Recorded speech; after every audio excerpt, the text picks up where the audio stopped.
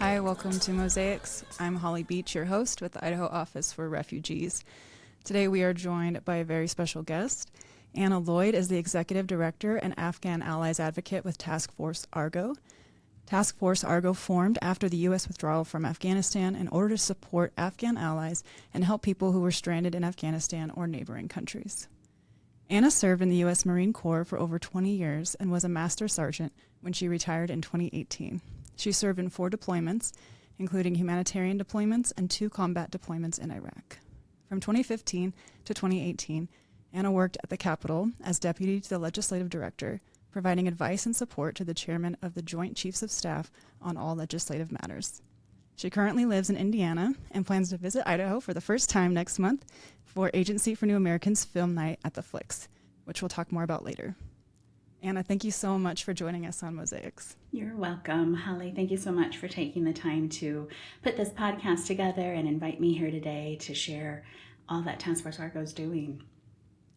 Yeah, and it's really amazing that you're going to come to the next ANA film night. They do these periodically. This next one is going to be a drama film focused on the story of an Afghan interpreter who was then a refugee to the United States after working alongside the U.S. military. So probably, even though this is a fictional piece, similar to stories that you work with every day. So I'd love to hear more, before we jump into more about your life, what Task Force Argo is, what sets it apart, and what your focus areas are. Thanks, Holly. So excited to be in Idaho soon, supporting this work, learning about your community, bringing what Task Force Argo does to your community, and viewing this SIV movie. The Special Immigrant Visa story is all of our Afghan allies' story, and it's so important. I hope everybody can be there and join, and I look forward to meeting everyone.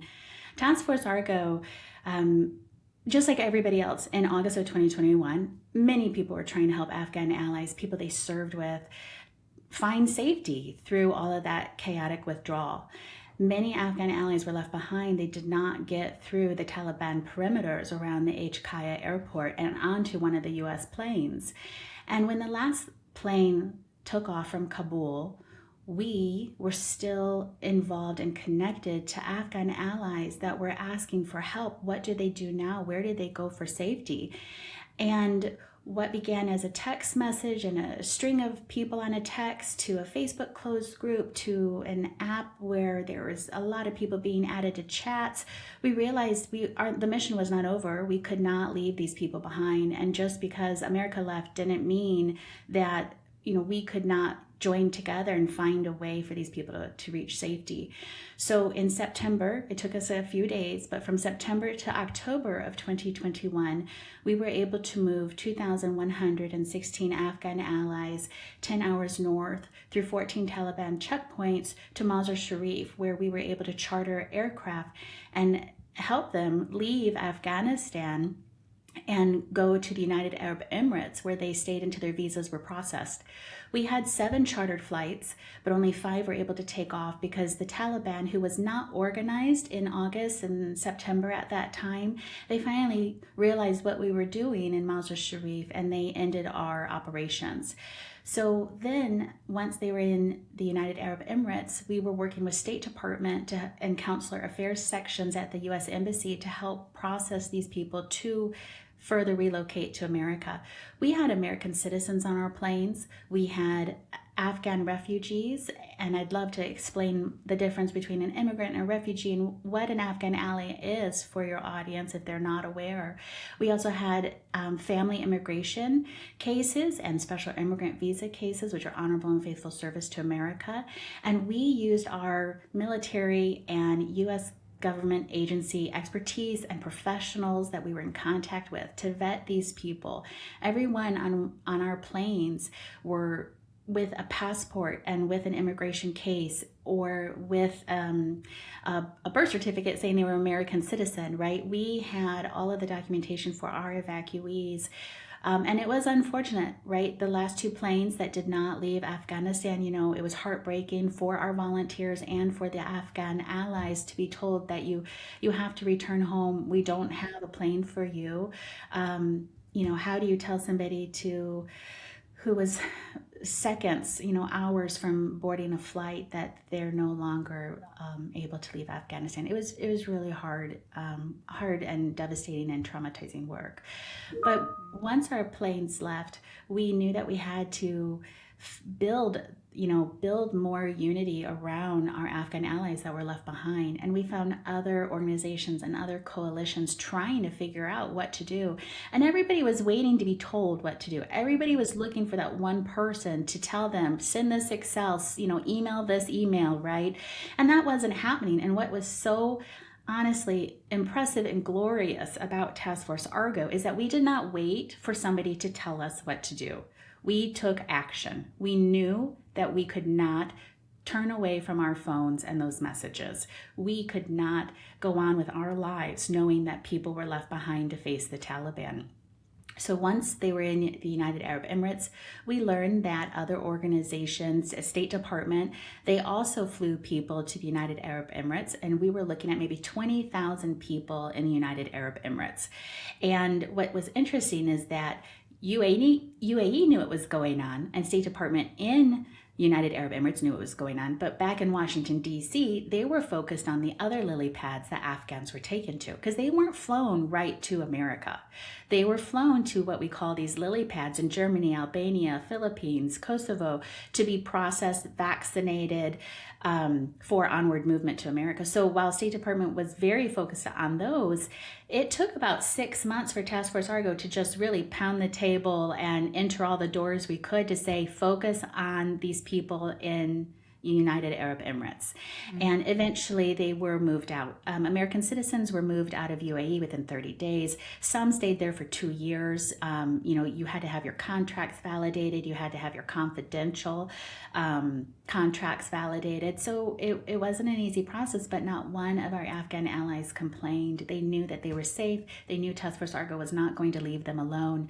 And in fact, we took many of those other thousands of Afghans and kind of corralled them into our grasp and said, you may have been moved there. You may not have any updates or communications, but join our chats. We're going to give you what we know as well. And it was incredible. State Department moved people to Australia and Canada and America, right? And they were able to find relocation for all of them. So while that's going on, State Department in Washington, D.C. sat up the Coordinator of Afghan Relocation Efforts office, and they said, we left everybody behind. We cannot ignore this. We need to figure out who's left behind and get them to these lily pads to safety and have onward movement to peace and safety in America. So we worked with State Department over the next 3 years. We joined Afghan EVAC Coalition. We talked to many other people, and Task Force Argo, we were able to connect another 7,000 people to the care pipeline. And how incredibly difficult is it to be on the ground in Afghanistan in this chaos, trying to hide, keep a low profile from being identified as an infidel, right? Somebody who served America's mission in Afghanistan, and figure out and all this coordination to get on one of the relocation flights with care. So that was what Task Force Argo was a part of as well. Task Force Argo was always a part of keeping people up to date. We're very transparent. And then in 2025, the world just again left Afghan allies behind. In January 2025, the presidential proclamation stopped the USREP program, so refugees could no longer come to America. It stopped the International Organization of Migration travel loan, humanitarian travel loan. So once you went to a U.S. embassy, received your visa, the State Department program to give you assistance with traveling to America was no longer available. So Task Force Argo received all these messages from people in Tajikistan, Pakistan, Germany, Japan, Netherlands, everywhere saying, we got our U.S. visa. We're understanding State Department can't help us with the travel loan anymore. And we found an incredible philanthropist who stopped everything he was doing to figure out how we can help Afghans. And Task Force Argo, we partnered with the Welcoming Initiative for Newcomers and Community Sponsorship Hub, and we were the first to get another flight out with Afghan allies to safety to America in January, early February. We just started Operations Right Again. So through 2025, we were able to move over another 1,600 Afghan allies to America through this process. But then we also met a ton of Afghan allies that said, I have a visa, I have money, I can self-book. I don't know where to go. There's the relocation offices, resettlement agencies were closed down, not funded. Argo, where do I go? And through Community Sponsorship Hub, they were able to mobilize all of those incredible volunteers that were in the United for Ukrainian program waiting to welcome people. They were able to mobilize all the individuals waiting to welcome refugees of all different nationalities. And it's incredible. They stepped up, and across all 50 states, volunteers raised money and welcomed our Afghan allies. Incredible work. And then it was back to also explaining and getting the correct information out there, because so much miscommunication was taking place in 25. People thought no Afghans can come to America. No SAVs can come to America. America was changing the executive orders and the presidential proclamations. So in January, it was no refugees. Then in June, it was SAVs. There's an exemption for SAVs. Afghan allies who are a part of the Special Immigrant Visa Program can still proceed to America. And then in December 2025, it changed to no more Afghan allies, no more Afghan nationals, right? All these countries are on the travel ban list, but it way down in the bottom of that presidential proclamation, it said, if you possess a visa in your hand, right, you can proceed to America. So in 2026, we were still getting information out there. If you are an SIV, if you have a visa, please, you can still proceed to America. So in January, February, we're still in contact with an Afghan SIV family who would like to relocate from Canada to America here at the end of March. We're still finding these families, and it's incredible work because Task Force Argo and our volunteers, we do this work because if we can help one more, it's worth our time. Yeah, I remember asking you about how to stay focused on your purpose amid the difficult stories and maybe sense of helplessness in the face of so much suffering. And you mentioned that I'm just here to help the next person.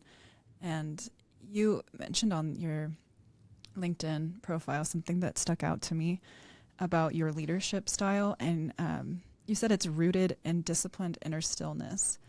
And when things around you are not, you use the word chaotic and there's just suffering. How do you find that rootedness and disciplined inner stillness? I'm just asking for other people leading in this work who might be feeling like it's too big to face sometimes. I would break this down in three parts. I am a mother of 3 children. I know they're looking at me. I know they're learning from the work that I'm doing.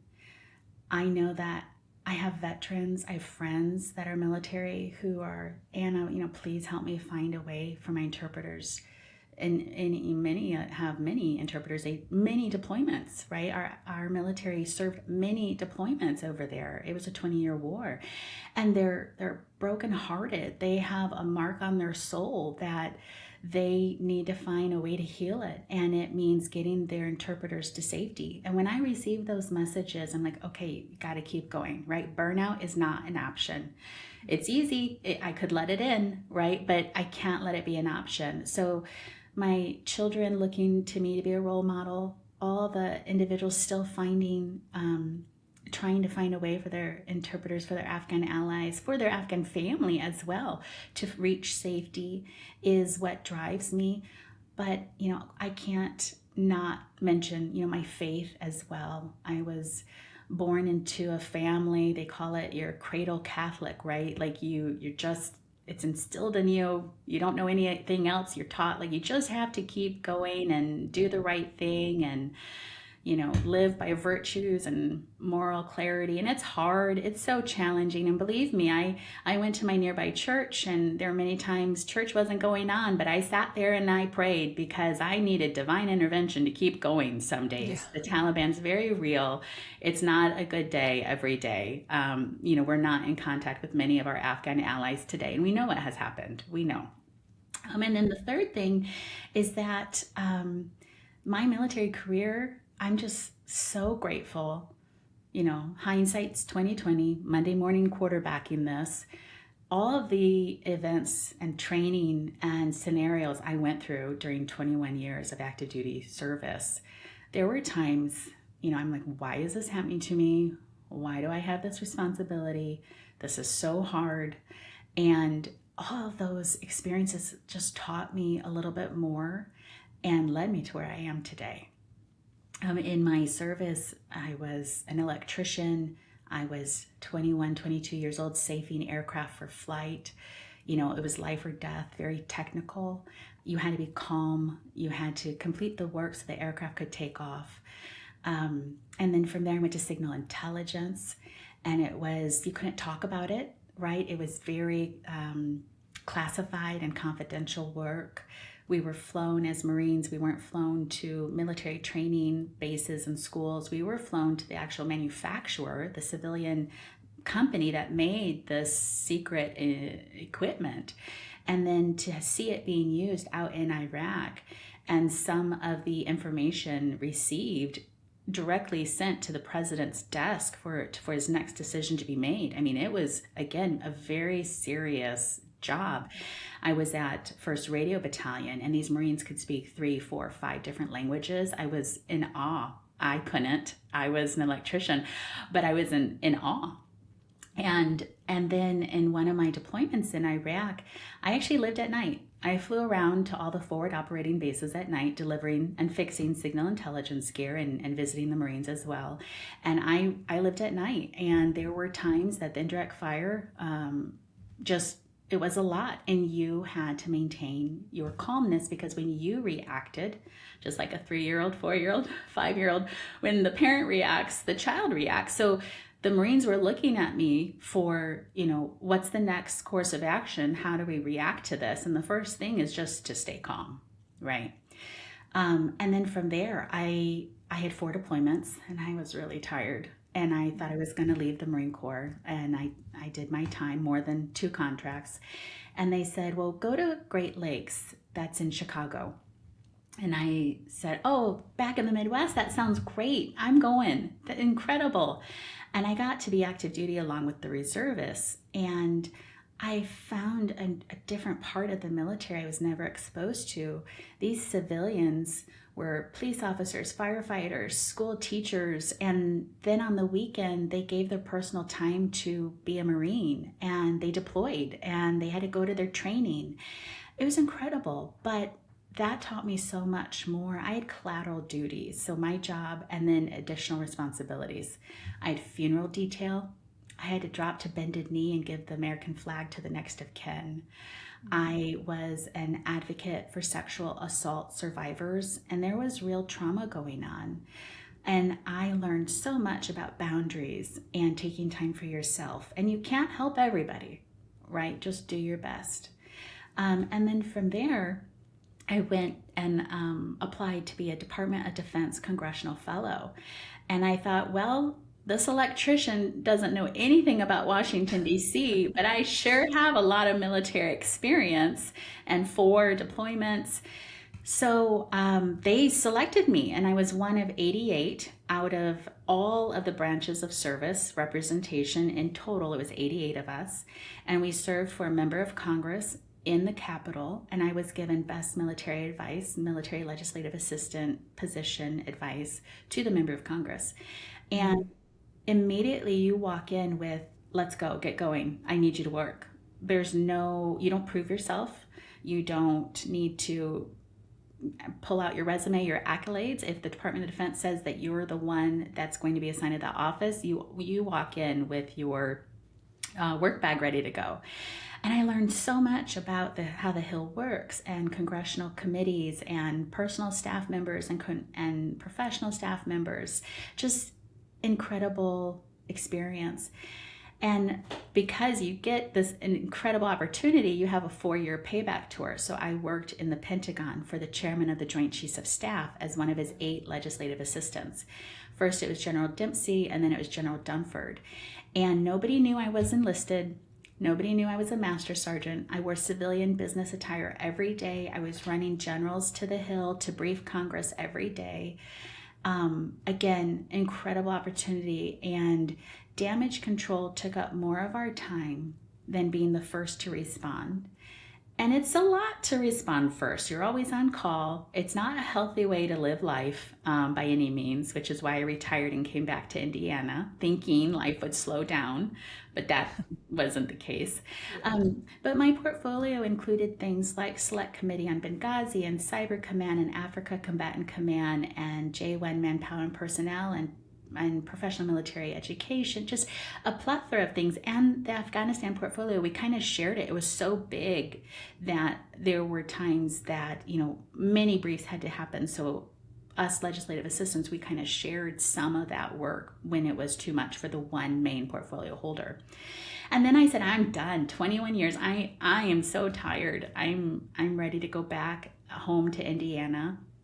And I have found that I haven't necessarily integrated very well into Indiana because I'm still so heavily involved in work in Washington, D.C. And I'm happy to do this. I'm happy to share what I know. I'm happy to work on issues that require legislative knowledge and congressional experience. But so all of that to say, it led me to this Task Force Argo work. It really did. I had Marines reach out to me in August of 2021 saying, Anna, who do you know in Washington, D.C. that knows the answer? How do I get people through the gates? And I'm like, oh, sure, let me find out. And I found it was bipartisan. Everybody, bicameral, in the House, in the Senate, Republican, Democrat, everybody was trying to find answers, because not only were they trying to do right by U.S. military to help their Afghan ally to find safety, but we have Afghan Americans here, right? We have Americans who are trying to get their family out of Afghanistan as well. So this is an issue that has touched every member of Congress. But would you believe that as I'm reaching out, and over the next couple of years, we have had so many members of Congress reach out to us saying, can you help Task Force Argo? Can you help me? Do you know what to do next? And again, we're happy to share what we know, and we don't know it all, but it's incredibly frustrating and saddening that bureaucracy is hurting, and it has killed people because of the delay in the bureaucracy and the red tape of the broken immigration system. Yeah, and you had clarified something that even though we saw in the news the chaotic withdrawal and what was happening at the airport, it wasn't like planes were just coming straight to the U.S. with no knowledge of who was on them. It was very thorough still at the lily pad sites you had explained to me. So folks, that went through this had the vetting and, became really tight-knit part of our communities. I can speak for us here in Boise. Even on this podcast, beautiful sisters going to college, taking every opportunity they can, knowing that if I were back home, I wouldn't have this opportunity to study. And so throwing their hearts into it, people who are members of our Refugee Speakers Bureau now from this latest withdrawal from Afghanistan, who are speaking to students, trying to give hope, trying to show the value of keeping your head up and being determined. And meanwhile, they're still working through the paperwork to get their own green cards or to get their own family here. And so I see this emotional, psychological, juggling and toll that they carry. Gratitude for sure to be safe, but knowledge that not their loved ones don't always have that same opportunity and pathways that they were looking at using before. As you mentioned, kind of the timeline of 2025, various pathways either were put on pause or, wrapped up. And so I just feel for, I so appreciate members of my community, even, this week, women gathering for, preparing for Eid to celebrate. It's a very sacred holiday coming up. And so just the beauty of the community and the gratitude we feel. And just, I think learning about Task Force Argo gave me some hope of like people like you've got these amazing chops, like this experience that just leads you to have this, not only the congressional side of things, but the military side of things, the veteran side of things. And I just want to commend you for not giving in to burnout, for continuing to work and not letting the scope of the situation overwhelm you to the point where you give up. And I know, every time there's times to pass the baton in everyone's life, and maybe you'll find that for yourself. You've worked so hard, but I just want to thank you for everything that you've done and for giving that hope. And you kind of shared with me when we talked before about kind of that message of there's people that still care, both to our Afghan allies and to veterans. I want to hear you talk more about that. Thank you, Holly. We still meet veterans who are doing this work alone. And when we come in contact with them and we say, we can get your Afghan ally a food package, you don't need to shelter that burden anymore. Just removing that burden alone lets the veteran breathe. And to know that we're still in this, and we might have a roadblock right now, right? But it's okay. We'll find a way to continue to make an impact, whether that's third countries or America does open up immigration to Afghans again. We're going to ride this wave, and being together and knowing that other people are out here doing this work with you, definitely, it's extremely supportive. And, it's, nobody can do this work alone. And I had one Afghan tell me, don't worry, Anna, we've seen this before. Maybe the next administration will be kind to us and let us enter America again. But yeah, it is back to the bipartisanship. I mean, we even have the Customs and Border Patrol Protection Office being so kind to Afghan allies when they're at a port of entry and helping them to their next destination, right? Walking them out to find the people that are there, welcoming them. There are so many people that care about this issue. We do need more advocacy. We do need the immigration pipelines to open back up. But, we're stubborn, right? Like, what's that saying? No better friend and no worse enemy, right, is a military member, right? We have this fire inside of us that is not going to be just, extinguished. And it might be small right now. It will grow very large at times, right? But we will get through this. But also, it is a fact. You can't help everybody. There are so many people that reach out and don't have the right paperwork, can't get the signatory from for their letter of recommendation. We know they're an Afghan ally. They have all the paperwork, all the pictures, all the badges, but still they can't collect the right paperwork for the National Visa Center to process their immigration application. And you really have to put your effort towards things you can solve, right? We always stay in contact and keep the information flowing and bring updates where we can, but we need to focus on those that we can help and the areas where we can improve any effort. So third countries are starting to reach out to American organizations that are doing this work. It's expensive, right? Visas are expensive. Travel is very expensive. It's very dangerous to go to Pakistan right now to be processed at any embassy for a visa. So it might not be safe for anybody to move right now to try to be processed, right? Let's think operationally, calmly, right? I've met people who, bless their heart for being in this work, but it's taking such an emotional toll on them. They're not seeing through that when you move somebody from a dangerous position, you could be moving them to a new danger. It's a different danger, and it's a different position, but it's still dangerous. And is that the right thing to do? It's not. It's not. So we say try your best to be integrated as best as you can. Keep a low profile. We'll send you updates as we have them. We'll send you the food package that we can get to you in Afghanistan and Pakistan. And that's all we can do, right, at the end of the day. But also, to anybody that's listening, I've met people, and even I struggled with this, right? You can't feel guilty about living your life, right? You have to live your life. Because when you're at peace and when you're fulfilled and when you have happiness and joy and something to look forward to, focus and purpose and mission, you're more productive to help somebody else in need. So let's keep everybody in this space who's doing anything happy and healthy and enjoying life so that you can help the next person that comes your way. That is a really important message. Thank you, Anna.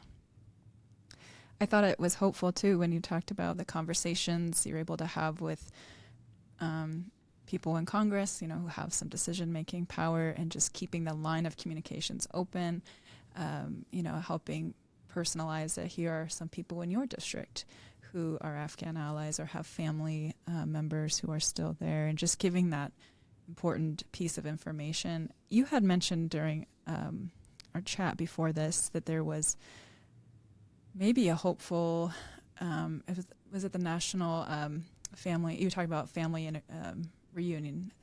Can you share more about that? And is there any movement there? Absolutely. So the only way an Afghan national can come to America at this time is if they currently have a issued SIV in their hand, right? And we know the last SIV was issued early December 2025, and visas are only good for 6 months. So if you have a visa, you can SIV, you can still come to America. But then we know that there are national interest exemptions, NIE.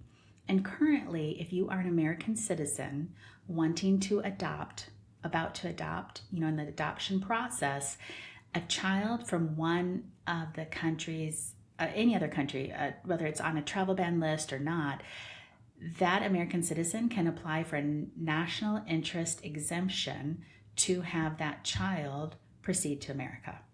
So it is difficult to receive an NIE. You have to be, it has to be a purpose of America, and it would be detrimental to America if you were captured, tortured, did not move on to relocate to America. But we wonder if this is an avenue that can be transformed to help family reunification. It is based on one person approving the NIE. It is based on the consular affair at the United States Embassy if they're going to be authorizing and granting this NIE exception, right? This visa process. So we don't know of national interest visas being approved right now, but we do know that there are cases attempting it, and we are watching them very closely to see what happens, because family reunification is a priority of ours. No family should be separated, and we have to find a way to reunite them. We've been working in our communities here in Idaho to, people from Afghanistan may have arrived with refugee status, which is a permanent pathway, or they may have arrived, as you know, with humanitarian parole, which is a temporary pathway that could expire unless you apply for a more durable status like asylum or TPS, which also is one of those pathways that doesn't, the footing doesn't feel solid. We have seen concerning stories around the country of people who are on one of these pathways doing the right things to have their documentation, their legal status, and then the rules might change midway through, and people are afraid of getting caught up with ICE detention, even though they're trying to do everything right. Does Task Force Argo play a role in any of that? So Task Force Argo, when we stood up in 2021, we some of our founders, there were a few of them, some of our founders, one was Jesse Jensen, who's Special Forces out of the state of Washington. But another one was Zach Nunn. Zach Nunn is an Air Force officer, has seen combat. He was trying to get his interpreter out of Afghanistan. At that time, while he's serving in the Air Force, he was also an Iowa state legislator. Today, he is a Iowa member of Congress in the House of Representatives, 3rd District, right, for Iowa. And while he's not on a committee of jurisdiction for this issue, he's on a committee of concern for his constituents, right? He's still very, very involved in this work, in figuring out who's going to listen, what's happening, what can we do, who needs to hear the truth on the ground from Argo or another organization that's in this humanitarian work. He's keeping the conversation alive, as well as so many others. Jason Crow is another member of Congress that's so involved in this work, and we're extremely grateful to him. But over the course of these past few years, it has been bipartisan support to increase the number of visas for special immigrant visa program, right? And we know that has not gone away. We wish people were louder, but we know that there are conversations happening that are behind closed doors. We don't know what will become of them yet, but we certainly are devastated that TPS, the Band-Aid that it is, has been ripped off, and that America invited these people into our home, and now we're telling them they have to leave. That is no way that America should treat anybody. That is not what we're about. That's not our values. That's not our belief system. We cannot return these people to Afghanistan.